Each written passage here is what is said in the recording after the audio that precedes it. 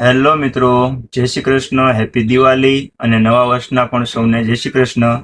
મિત્રો, આ વર્ષની અંદર તમે અમારી ત્યાંથી ખૂબ શોપિંગ કરેલી છે અને ઓનલાઈનમાં પણ ઘણા પાર્સલો મગાવેલા છે.